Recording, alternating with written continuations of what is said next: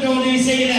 கடந்த 25 27 வருடமாக 30 வருடமாக அன்னையிலிருந்து இன்னைய வரைக்கும் தலை நிமிர்ந்து சொல்லலாம், நாங்கள் உழைத்துக் கொண்டிருக்கிறோம்.